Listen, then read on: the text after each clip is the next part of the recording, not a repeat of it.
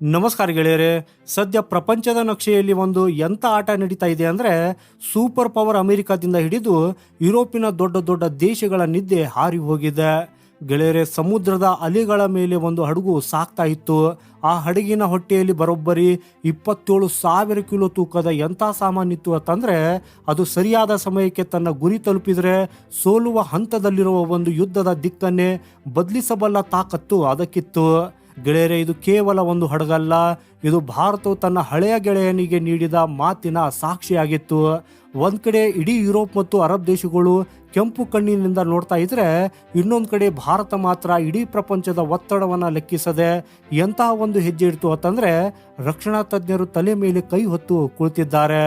ಅಷ್ಟಕ್ಕೂ ಭಾರತ ಗುಪ್ತವಾಗಿ ಸಮುದ್ರದ ಮಾರ್ಗದಲ್ಲಿ ಕಳುಹಿಸಿದ ಆ ಸಾಮಾನು ಆದ್ರೂ ಏನು? ಸ್ಪೇನ್ ನಂತಹ ದೇಶ ತನ್ನ ಬಂದರಿನ ಬಾಗಿಲು ಮುಚ್ಚುವಂತೆ ಮಾಡಿದ್ದ ಆ ಸ್ಫೋಟಕ ಅಥವಾ ಆ ಆಯುಧ ಯಾವುದು? ಸೊ ಬನ್ನಿ ಗೆಳೆಯರೆ, ಇವತ್ತಿನ ಈ ವಿಡಿಯೋದಲ್ಲಿ ಎಲ್ಲವನ್ನ ಡಿಟೇಲ್ ಆಗಿ ತಿಳಿದುಕೊಳ್ಳೋಣ. ಆದರೆ ವಿಡಿಯೋದಲ್ಲಿ ಮುಂದುವರಿಯುವ ಮುನ್ನ ನಿಮಗೂ ಕೂಡ ನಮ್ಮ ಭಾರತೀಯ ಸೇನೆ ಮತ್ತು ಭಾರತದ ಸ್ನೇಹಿತರ ಪಾಲಿಗೆ ಪ್ರಾಣ ಕೊಡುವ ನೀತಿಯ ಬಗ್ಗೆ ಹೆಮ್ಮೆ ಇದ್ರೆ ಈ ವಿಡಿಯೋನ ಈಗಲೇ ಲೈಕ್ ಮಾಡಿ ಮತ್ತು ಕಮೆಂಟ್ ಬಾಕ್ಸಲ್ಲಿ ಜೈ ಹಿಂದ್ ಅಂತ ಬರೆಯೋದನ್ನ ಮರೆಯದಿರಿ. ಸೊ ಗೆಳೆಯರೆ, ನಾವಿವತ್ತು ಯಾವ ಸುದ್ದಿಯನ್ನ ಎಕ್ಸ್ಪ್ಲೇನ್ ಮಾಡ್ತಿದೀವಿ ಅಂದ್ರೆ, ಅದು ಸಾಬೀತು ಮಾಡುತ್ತೆ ಭಾರತ ಈಗ ಬೇರೆಯವರ ಬಳಿ ಸಹಾಯಕ್ಕಾಗಿ ಕೈ ಚಾಚುವ ದೇಶವಾಗಿ ಉಳಿದಿಲ್ಲ ಅಂತ. ಹಾಗೂ ಇವತ್ತು ಭಾರತ ಎಂಥ ಶಕ್ತಿಯಾಗಿ ಬೆಳೆದಿದೆ ಅಂದ್ರೆ, ನಮ್ಮ ಹತ್ತಿರ ಇರೋ ಆಯುಧಗಳ ಗೋದಾಮು ನೋಡಿ ಇಡೀ ಪ್ರಪಂಚವೇ ಹುಚ್ಚೆದ್ದು ಕುಣಿತಿದೆ. ಭಾರತ ಇತಿಹಾಸದ ಎಂಥ ದಾಖಲೆಯನ್ನು ಮುರಿದಿದೆ ಅಂದ್ರೆ, ಒಂದೇ ಏಟಿಗೆ ಕಾರ್ಗಿಲ್ ಯುದ್ಧದ ಹಳೆಯ ಉಪಕಾರ ಮತ್ತು ಸಾಲವನ್ನ ತನ್ನ ತಲೆಯಿಂದ ಇಳಿಸಿ ಬಿಸಾಕಿದೆ. ಸೊ ಈಗ ಯುದ್ಧ ಭೂಮಿಯಲ್ಲಿ ಭಾರತದ ರಣನೀತಿ ಮತ್ತು ರಾಜತಾಂತ್ರಿಕತೆಯನ್ನು ಸೋಲಿಸಲು ಯಾರಿಂದಲೂ ಕೂಡ ಸಾಧ್ಯವಿಲ್ಲ. ಭಾರತದ ರಕ್ಷಣಾ ಆಯುಧಗಳ ಚರ್ಚೆ ಈಗ ಕೇವಲ ದೆಹಲಿಯಲ್ಲಿ ಅಷ್ಟೇ ಅಲ್ಲ, ಅಮೆರಿಕದ ವಾಷಿಂಗ್ಟನ್ ಮತ್ತು ಲಂಡನ್ ಸಂಸತ್ತಿನಲ್ಲೂ ನಡೀತಾ ಇದೆ. ಗೆಳೆಯರೆ, ನೀವು ಗಮನಿಸಿರಬಹುದು, ಕಳೆದ ಕೆಲವು ದಿನಗಳಿಂದ ಭಾರತದ ಡಿಫೆನ್ಸ್ ಎಕ್ಸ್ಪೋರ್ಟ್ಸ್ ಅಂದ್ರೆ ಬೇರೆ ದೇಶಗಳಿಗೆ ಆಯುಧಗಳನ್ನು ಮಾರಾಟ ಮಾಡೋದು ರಾಕೆಟ್ ವೇಗದಲ್ಲಿ ಏರಿಕೆ ಆಗ್ತಿದೆ. ಯಾವ ದೇಶಗಳ ಹತ್ತಿರ ಆಯುಧ ಇಲ್ಲವೋ ಅಥವಾ ಯಾವ ದೇಶಗಳು ಪಶ್ಚಿಮದ ದೇಶಗಳ ಷರತ್ತುಗಳಿಂದ ರೋಸಿ ಹೋಗಿದ್ದಾರೋ ಅವರೆಲ್ಲರೂ ಈಗ ಭಾರತದ ಮುಂದೆ ಕ್ಯೂ ಅಲ್ಲಿ ನಿಂತಿದ್ದಾರೆ. ಆದರೆ ಈ ಕಥೆಯಲ್ಲಿ ಅಸಲಿ ತಿರುವು ಬಂದಿದ್ದು ಯಾವಾಗ ಗೊತ್ತಾ? ಯಾವಾಗ ಭಾರತದ ಅತ್ಯಂತ ಆಪ್ತ ಮಿತ್ರನಿಗೆ ದಿಢೀರಂತ ಸಹಾಯದ ಅವಶ್ಯಕತೆ ಬಿತ್ತು ಆಗ. ಗೆಳೆಯರೆ, ನಾವಿಲ್ಲಿ ಮಾತಾಡ್ತಾ ಇರೋದು ಇಸ್ರೇಲ್ನ ಬಗ್ಗೆ. ಕಳೆದ 7 ತಿಂಗಳುಗಳಿಂದ ಗಾಜಾ ಪಟ್ಟಿಯಲ್ಲಿ ನಡೀತಾ ಇರೋ ಭೀಕರ ಯುದ್ಧದಿಂದಾಗಿ ಇಸ್ರೇಲ್ನ ಆಯುಧಗಳ ಭಂಡಾರ ಖಾಲಿ ಆಗ್ತಾ ಇತ್ತು. ಅವರ ಮದ್ದುಗುಂಡುಗಳು, ಆರ್ಟಿಲರಿ ಶೆಲ್ಗಳು ಮತ್ತು ಕ್ಷಿಪಣಿಗಳು ಮುಗಿಯುವ ಹಂತಕ್ಕೆ ಬಂದಿದ್ವು. ಅವರಿಗೆ ಎಂಥ ಪರಿಸ್ಥಿತಿ ಬಂದಿತ್ತು ಅಂತಂದ್ರೆ, ಇಸ್ರೇಲ್ ಯುದ್ಧವನ್ನೇ ನಿಲ್ಲಿಸಬೇಕಾಗ್ತದೇನೋ ಭಯ ಶುರುವಾಗಿತ್ತು. ಅಮೆರಿಕ ಕೂಡ ಬೇಕಾದಷ್ಟು ವೇಗದಲ್ಲಿ ಸಪ್ಲೈ ಮಾಡುವುದಕ್ಕಾಗಿ ಆಗ್ತಾ ಇರಲಿಲ್ಲ. ಸೊ ಇಂಥ ಕಷ್ಟದ ಸಮಯದಲ್ಲಿ ಇಸ್ರೇಲ್ ಕಣ್ಣು ನೆಟ್ಟಿದ್ದು ಒಂದೇ ದೇಶದ ಮೇಲೆ, ಅದುವೇ ನಮ್ಮ ಭಾರತ. ಹಾಗಾದ್ರೆ ಭಾರತ ಈ ರಿಸ್ಕ್ ಯಾಕೆ ತಗೊಳ್ತು ಗೆಳೆಯರೆ? ಇದರ ಹಿಂದೆ ಒಂದು ಇಮೋಷನಲ್ ಮತ್ತು ಸ್ಟ್ರಾಟಜಿಕ್ ಕಾರಣ ಇದೆ. ಅದನ್ನ ತಿಳಿಯಬೇಕು ಅಂದ್ರೆ ನಾವು ಇತಿಹಾಸದ ಪುಟಗಳನ್ನ ತಿರುವು ಹಾಕಬೇಕು. ನೀವು ನೆನಪು ಮಾಡ್ಕೊಳ್ಳಿ, 1999ರ ಕಾರ್ಗಿಲ್ ಯುದ್ಧವನ್ನ ಪಾಕಿಸ್ತಾನದ ನುಸುಳುಕೋರರು ಕಾರ್ಗಿಲ್ನ ಎತ್ತರದ ಬೆಟ್ಟದ ಮೇಲೆ ಬಂಕರ್ ಮಾಡಿಕೊಂಡು ಕೂತಿದ್ರು.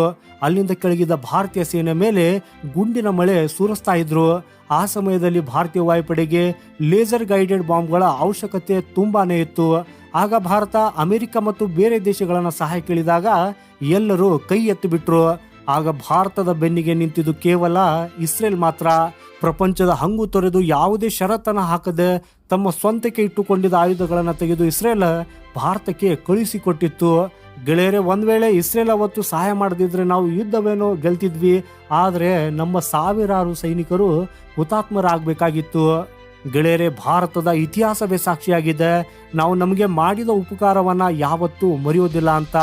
ಹಾಗೂ ಇವತ್ತು ಇಸ್ರೇಲ್ ಸಂಕಷ್ಟದಲ್ಲಿದೆ, ಇಡೀ ಪ್ರಪಂಚ ಅವರ ಮೇಲೆ ಬೆರಳು ಮಾಡ್ತಾ ಇದೆ. ಸೊ ಇಂಥ ಸಮಯದಲ್ಲಿ ಭಾರತ ಸ್ನೇಹಕ್ಕೆ ಬೆಲೆ ಕೊಟ್ಟು ನಿಂತಿದೆ. ಆದ್ರೆ ಈ ಕೆಲಸ ಅಷ್ಟು ಸುಲಭವಾಗಿರ್ಲಿಲ್ಲ. ಯಾಕಂದ್ರೆ ಫಿಲಿಪೀನ್ಸ್ ಅಥವಾ ಅರ್ಮೇನಿಯಾಗೆ ಆಯುಧ ಕಳಿಸಿದಷ್ಟು ಸುಲಭವಾಗಿ ಇಸ್ರೇಲ್ಗೆ ಕಳಿಸೋಕೆ ಆಗಲ್ಲ. ಯಾಕಂದ್ರೆ ದಾರಿಯಲ್ಲಿ ಶತ್ರುಗಳು ಕೂತಿದ್ದಾರೆ. ಕೆಂಪು ಸಮುದ್ರದಲ್ಲಿ ಹೂತಿ ಬಂಡುಕೋರರು ಇಸ್ರೇಲ್ಗೆ ಹೋಗುವ ಹಡಗುಗಳನ್ನ ಟಾರ್ಗೆಟ್ ಮಾಡ್ತಾ ಇದ್ದಾರೆ. ಸೊ ಹೀಗಾಗಿ ಭಾರತ ಒಂದು ದೊಡ್ಡ ಜೂಜಾಟವನ್ನೇ ಆಡಿತ್ತು. ಗೆಳೆಯರೆ, ಕಳೆದ ವರ್ಷ ಏಪ್ರಿಲ್ 8ರಂದು ಚೆನ್ನೈ ಹತ್ತಿರದಿಂದ ಒಂದು ಸರಕು ಸಾಗಣೆ ಹಡಗು ಹೊರಟಿತ್ತು. ಅದರ ಹೆಸರು ಮ್ಯಾರಿಯಾನಾ ಡೆನಿಕಾ. ಹಾಗೂ ಈ ಹಡಗನ್ನ ಶಾರ್ಟ್ ಕಟ್ ಆದ ಕೆಂಪು ಸಮುದ್ರದ ಮೂಲಕ ಕಳಿಸದೆ ಇಡೀ ಆಫ್ರಿಕಾ ಖಂಡವನ್ನೇ ಸುತ್ತು ಹಾಕಿಸಿ ಕೇಪ್ ಆಫ್ ಗುಡ್ ಹೋಪ್ ಮಾರ್ಗದಲ್ಲಿ ಕಳುಹಿಸಲಾಯಿತು.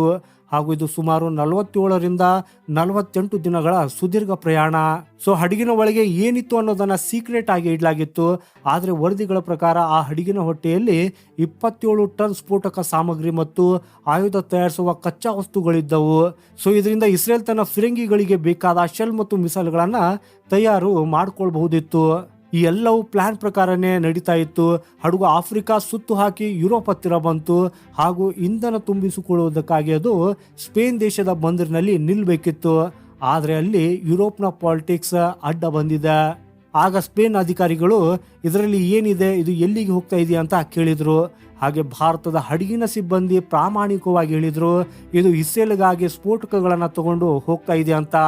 ಸೊ ಇದನ್ನು ಕೇಳಿದ ತಕ್ಷಣ ಸ್ಪೇನ್ ಸರ್ಕಾರ ತನ್ನ ವಿಟೋ ಪವರ್ ಬಳಸಿ ನಾವು ಇಸ್ರೇಲ್ಗೆ ಆಯುಧ ಒಯ್ಯುವ ಯಾವುದೇ ಹಡಗನ್ನ ನಮ್ಮ ಬಂದರಿನಲ್ಲಿ ನಿಲ್ಲೋಕೆ ಬಿಡಲ್ಲ ಅಂತ ಖಡಕ್ ಆಗಿ ಹೇಳಿಬಿಟ್ರು. ಯಾಕಂದ್ರೆ ಸ್ಪೇನ್ ಗಾಜಾ ಯುದ್ಧದ ವಿರುದ್ಧ ನಿಂತಿದೆ ಹಾಗೂ ಇದು ಭಾರತ ಮತ್ತು ಇಸ್ರೇಲ್ಗೆ ಒಂದು ದೊಡ್ಡ ಶಾಕ್ ಆಗಿತ್ತು. ಸ್ಪೇನ್ನ ಈ ನಡೆ ಕೇವಲ ಭಾರತದ ವಿರುದ್ಧ ಆಗಿರ್ಲಿಲ್ಲ, ಇದು ಅವರ ವಿದೇಶಾಂಗದ ನೀತಿಯಾಗಿತ್ತು. ಇದಕ್ಕೂ ಮೊದಲು ಅವರು ಜರ್ಮನಿ ಹಡಗನ್ನು ಕೂಡ ತಡೆದಿದ್ರು. ಆದ್ರೆ ಇಲ್ಲಿ ಯುರೋಪಿನ ದ್ವಿಮುಖ ನೀತಿಯನ್ನ ನೋಡಿ, ಒಂದ್ ಕಡೆ ಭಯೋತ್ಪಾದನೆ ವಿರುದ್ಧ ಹೋರಾಡಬೇಕು ಅಂತಾರೆ, ಇನ್ನೊಂದ್ ಕಡೆ ಪ್ರಜಾಪ್ರಭುತ್ವ ದೇಶ ತನ್ನ ರಕ್ಷಣೆಗೆ ಆಯುಧ ಕೇಳಿದ್ರೆ ಅಡ್ಡಗಾಲು ಹಾಕ್ತಾರೆ. ಜರ್ಮನಿ ಮತ್ತು ಫ್ರಾನ್ಸ್ ಇಸ್ರೇಲ್ ಪರವಾಗಿದ್ರೆ ಸ್ಪೇನ್ ಪ್ಯಾಲೆಸ್ತೀನ್ ಪರವಾಗಿ ನಿಂತಿದೆ. ಆದ್ರೆ ಇಲ್ಲಿ ಭಾರತಕ್ಕೆ ಈ ಪಾಲಿಟಿಕ್ಸ್ ಬೇಕಿರ್ಲಿಲ್ಲ. ಭಾರತದ ಗುರಿ ಒಂದೇ ಆಗಿತ್ತು, ಹೇಗಾದ್ರೂ ಮಾಡಿ ತನ್ನ ಮಿತ್ರನಿಗೆ ಸಹಾಯ ತಲುಪಿಸುವುದು. ಸೊ ಸ್ಪೇನ್ ತಡೆದ್ರು, ಭಾರತ ಸೋಲಪ್ಪಲಿಲ್ಲ. ಭಾರತದ ಹಡಗು ತಕ್ಷಣ ತನ್ನ ದಾರಿಯನ್ನ ಬದಲಿಸಿತ್ತು. ಬೇರೆ ಯಾವುದೋ ಮಿತ್ರ ದೇಶದ ಬಂದರಿನಲ್ಲಿ ನಿಂತು ಇಂಧನ ತುಂಬಿಸಿಕೊಂಡು ತನ್ನ ಗುರಿಯ ಕಡೆಗೆ ಸಾಗಿತ್ತು. ವರದಿಗಳ ಪ್ರಕಾರ ಆ 27 ಟನ್ ಸ್ಫೋಟಕ ಈಗ ಇಸ್ರೇಲ್ಗೆ ತಲುಪಿದೆ. ಗೆಳೆಯರೆ, ಈ 27 ಟನ್ ಸ್ಫೋಟಕ ಅಂದ್ರೆ ಸಾಮಾನ್ಯ ವಿಷಯವಲ್ಲ. ಇದರಿಂದ ಸಾವಿರಾರು ರಾಕೆಟ್ ಮತ್ತು ಬಾಂಬ್ ಅನ್ನ ತಯಾರಿಸಬಹುದು ಹಾಗೂ ಇದು ಯುದ್ಧದ ದಿಕ್ಕನ್ನೇ ಬದಲಿಸಬಹುದು. ಗೆಳೆಯರೆ, ನಮ್ಮ ಭಾರತ 7 ಸಮುದ್ರದಾಚೆ ಇದ್ರೂ ಸರಿ, ಭಾರತ ಅಂದ್ಕೊಂಡ್ರೆ ತನ್ನ ಸ್ನೇಹಿತನಿಗೆ ಸಹಾಯ ಮಾಡೇ ಮಾಡುತ್ತೆ ಅನ್ನೋದನ್ನ ಜಗತ್ತಿಗೆ ತೋರಿಸಿಕೊಟ್ಟಿದೆ. ದಾರಿಯಲ್ಲಿ ಎಷ್ಟೇ ಸ್ಪೇನ್ ದೇಶಗಳು ಅಡ್ಡ ಬಂದ್ರು ಭಾರತ ನಿಲ್ಲಲಿಲ್ಲ. ಹಾಗೇನೆ ಗೆಳೆಯರೆ, ಈ ಕತೆ ಇಲ್ಲಿಗೆ ಮುಗಿಯಲ್ಲ. ಇನ್ನೊಂದು ಇಂಟ್ರೆಸ್ಟಿಂಗ್ ವಿಷಯ ಏನಂದ್ರೆ, ಇಸ್ರೇಲ್ನ ಎಷ್ಟೋ ದೊಡ್ಡ ಡಿಫೆನ್ಸ್ ಕಂಪ್ನಿಗಳು ಈಗ ಭಾರತದಲ್ಲಿ ತಮ್ಮ ಬೇಸ್ ಅನ್ನ ಶುರು ಮಾಡಿವೆ.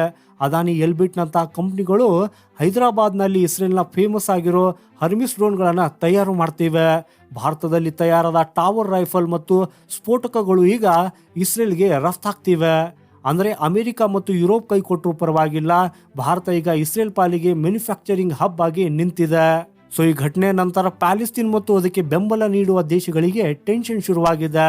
ಹಾಗೇನೆ ಈ ಪ್ಯಾಲೆಸ್ತೀನ್ ಭಾರತಕ್ಕೆ ದಯವಿಟ್ಟು ಇಸ್ರೇಲ್ಗೆ ಆಯುಧವನ್ನು ಕೊಡಬೇಡಿ ಅಂತ ಮನವಿ ಮಾಡಿದೆ. ಭಾರತಕ್ಕೆ ಪ್ಯಾಲೆಸ್ತೀನ್ ಜೊತೆಗೆ ಒಳ್ಳೆಯ ಸಂಬಂಧ ಇದೆ. 2 ಸ್ಟೇಟ್ ಸೊಲ್ಯೂಷನ್ಗೆ ಭಾರತ ಬೆಂಬಲ ಕೊಡುತ್ತೆ. ಆದರೆ ಭಾರತದ ವಿದೇಶಾಂಗ ನೀತಿ ಈಗ ಬದಲಾಗಿದ್ದು, ಇದು ನೆಹರು ಕಾಲದ ನೀತಿ ಅಲ್ಲ, ಇದು ನೇಷನ್ ಇಂಟ್ರೆಸ್ಟ್ ಫಸ್ಟ್ ಅನ್ನೋ ನೀತಿ. ನಾಳೆ ಚೀನಾ ಮತ್ತು ಪಾಕಿಸ್ತಾನ ನಮ್ಮ ಮೇಲೆ ಯುದ್ಧಕ್ಕೆ ಬಂದ್ರೆ ನಮ್ಮನ್ನು ಉಳಿಸೋಕೆ ಪ್ಯಾಲೆಸ್ತೀನ್ ಬರಲ್ಲ, ಆದ್ರೆ ಇಸ್ರೇಲ್ ಖಂಡಿತ ಬರುತ್ತೆ ಅನ್ನೋದು ಭಾರತಕ್ಕೆ ಚೆನ್ನಾಗಿ ಗೊತ್ತಿದೆ. ಹೀಗಾಗಿ ಭಾವನಾತ್ಮಕವಾಗಿ ಯೋಚಿಸದೆ ಭಾರತ ಆಯಕಟ್ಟಿನ ನಿರ್ಧಾರ ತೆಗೆದುಕೊಂಡಿದೆ. ಹಾಗಾಗಿ ಗೆಳೆಯರೆ, ಇದು ನವ ಭಾರತದ ತಾಕತ್ತು. 27 ಟನ್ ಸ್ಫೋಟಕದ ಕನ್ಸೈನ್ಮೆಂಟ್ ಕೇವಲ ಮದ್ದುಗುಂಡು ಅಲ್ಲ, ಇದು ಭಾರತ ಮತ್ತು ಇಸ್ರೇಲ್ ನಡುವಿನ ಮರೆಯಲಾಗದ ವಿಶ್ವಾಸದ ಸಂಕೇತ. ಈ ಸ್ಪೇನ್ ರಸ್ತೆ ಮುಚ್ಚಿದ್ದು ಒಂದು ಸಣ್ಣ ತಡೆಗೋಡೆ ಅಷ್ಟೇ, ಆದ್ರೆ ಅದನ್ನ ಭಾರತದ ದೃಢ ನಿರ್ಧಾರ ಮೆಟ್ಟಿ ನಿಂತಿದೆ. ಸೊ ಗೆಳೆಯರೆ, ನಿಮಗೆ ಭಾರತದ ಈ ನಡೆಯ ಬಗ್ಗೆ ಏನ್ ಅನ್ಸತ್ತೆ? ಇಸ್ರೇಲ್ಗೆ ಸಹಾಯ ಮಾಡಿ ಭಾರತ ಸರಿ ಮಾಡಿದ್ಯಾ, ಅಥವಾ ನಾವು ಈ ಯುದ್ಧದಿಂದ ದೂರ ಇರಬೇಕಿತ್ತ? ನಿಮ್ಮ ನೇರ ನುಡಿಗಳನ್ನ ಕಮೆಂಟ್ ಬಾಕ್ಸ್ನಲ್ಲಿ ತಪ್ಪದೆ ತಿಳಿಸಿ. ಹಾಗೂ ಸ್ನೇಹ ಅಂದ್ರೆ ಭಾರತದ ರೀತಿ ಇರಬೇಕು ಅಂತ ನಿಮಗೂ ಅನಿಸಿದ್ರೆ ಈ ವಿಡಿಯೋನ ಲೈಕ್ ಮಾಡಿ ಮತ್ತು ನಿಮ್ಮ ಎಲ್ಲ ವಾಟ್ಸಪ್ ಗ್ರೂಪ್ಗಳಲ್ಲಿ ಶೇರ್ ಮಾಡಿ. ಹಾಗೂ ಇದೇ ರೀತಿಯ ಭಾರತದ ಶಕ್ತಿಯ ರೋಚಕ ಕಥೆಗಳಿಗಾಗಿ ನಮ್ಮ ಚಾನೆಲ್ ಸಬ್ಸ್ಕ್ರೈಬ್ ಮಾಡೋದನ್ನ ಮರೆಯದಿರಿ. ಸಿಗೋಣ ಮುಂದಿನ ಮತ್ತೊಂದು ಇಂಟ್ರೆಸ್ಟಿಂಗ್ ಮಾಹಿತಿಯೊಂದಿಗೆ. ವಂದೇ ಮಾತರಂ. ಭಾರತ್ ಮಾತಾ ಕಿ ಜೈ.